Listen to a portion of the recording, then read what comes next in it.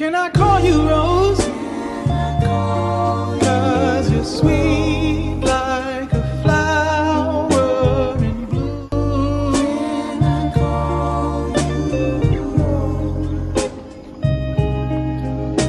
Can I call you Rose?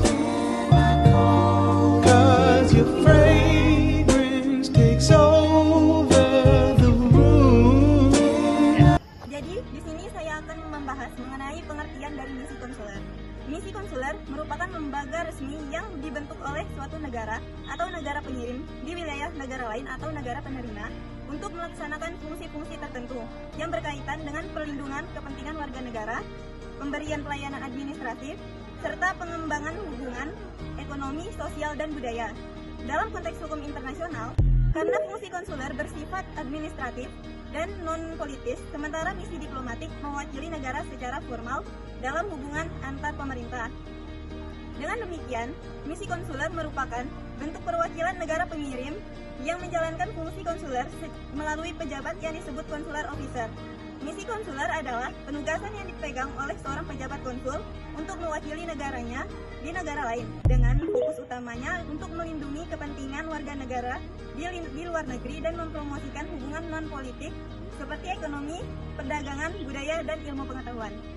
Oke, selanjutnya dasar hukum. Pengaturan hubungan konsuler dan perwakilan konsuler yang berkembang, tahap-tahap pertumbuhan hukum kebiasaan internasional. Nah, konvensi tersebut menjadi dasar bagi negara-negara dalam melaksanakan hubungannya dengan negara lain di dunia.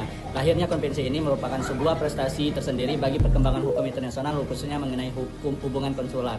Pembukaan hubungan konsuler ini yang pertama yaitu ada pembukaan hubungan konsuler antara negara-negara berlangsung atas dasar persetujuan bersama. Yang kedua yaitu persetujuan yang diberikan untuk pembukaan hubungan diplomatik antara dua negara, berarti juga persetujuan pembukaan hubungan konsuler kecuali dinyatakan lain. Tujuan dan fungsi utama misi konsuler berdasar pasal 5 Konvensi Wina 1963 yang akan saya jelaskan ada 10, yaitu yang pertama ada melindungi kepentingan negara dan warga negara, yang kedua menindaklanjuti perkembangan hubungan perdagangan, ekonomi, dan kebudayaan, yang ketiga memberikan keterangan sesuai dengan hukum yang berlaku, yang keempat yaitu mengeluarkan paspor dan juga dokumen perjalanan, yang kelima menolong dan membantu warga negara dari negara pengirim yang membutuhkan pertolongan, yang keenam bertindak sebagai notaris dan pejabat catatan sipil, yang ketujuh melindungi kepentingan warga negara, yang kedelapan melindungi dalam batas-batas yang ditetapkan, yang kesembilan tunduk pada prosedur yang berlaku di negara penerima, dan yang terakhir ke-10 yaitu mengirimkan dokumen yuridis dan ekstra yuridis atau melaksanakan surat-surat permohonan atau melaksanakan perbuatan untuk dijadikan sebagai barang bukti di pengadilan. Saya akan menjelaskan tentang jenis dan kedudukan misi konsuler, yaitu yang pertama konsuler jenderal di mana kedudukan paling tinggi, dan yang kedua yaitu konsulat kedudukannya tepat berada di bawah konsulat jenderal, dan yang ketiga yaitu wakil konsuler tapi berada di bawah konsuler, dan yang keempat yaitu agen konsuler merupakan jenis konsuler dengan kedudukan paling rendah. Baik, di sini saya akan menjelaskan hak dan kekebalan misi konsuler pada pasal 31 sampai 43 Konvensi Wina. Menurut hubungan konsuler atau VCCR 1963. Yang pertama itu satu, untuk mengibarkan bendera dan lembaga negara pengiriman sebagai diatur pada pasal 29 VCCR 1963. Kantor konsuler terdapat penampilan bendera dan lembaga negara. Nah, untuk yang kedua itu hak komunikasi resmi berdasarkan pasal 35 VCCR 1963. Negara penerima wajib mengizinkan misi konsuler berkomunikasi secara bebas dengan pemerintah dan negaranya.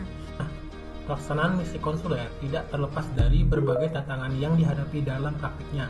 Meskipun telah diatur secara jelas dalam Konvensi Wina tentang hubungan konsuler tahun 1963, tantangan pertama yang sering muncul adalah perbedaan sistem hukum dan kebijakan antara negara pengirim dan negara penerima. Setiap negara memiliki aturan hukum yang berbeda, sehingga pejabat konsuler harus berhati-hati agar tidak melanggar yurisdiksi negara tempat ia bertugas.